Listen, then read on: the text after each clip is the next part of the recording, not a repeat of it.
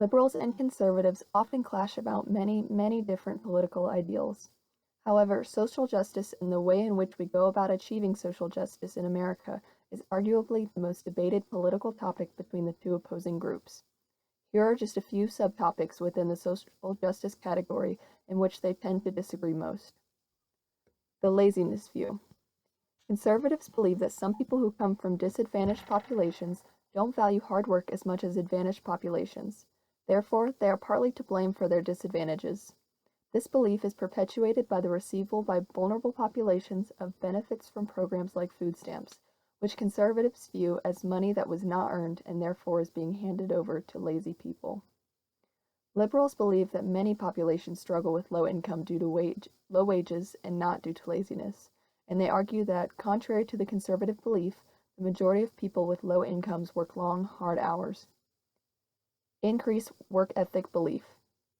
Conservatives claim that inequalities incentivize disadvantaged populations to work harder because inequality makes them realize that hard work is necessary in order for them to reach equality in terms of access to resources. They believe that if there wasn't inequality, there would be no greater thing to strive for, which would eliminate incentives to work hard. Liberals argue that extreme inequality does not incentivize lower income people to work harder, but rather further alienates them from the rest of society and increases levels of stress and frustration. Taxes for social policy. Conservatives oppose increasing taxes in order to fund social welfare programs that would benefit lower income populations, citing trickle-down economics as the reasoning for this opposition.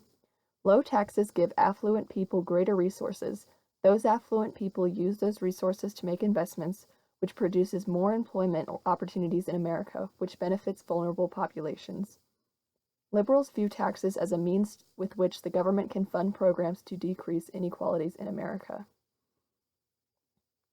The purpose of this chapter objective is not to bring together two opposing parties, as that is not likely to happen for a long time, if ever. It is also not the purpose of this chapter objective to persuade someone to choose one side or the other, but rather to inform readers about opposing views on social policy topics throughout history, so that they may feel equipped to make their own judgments.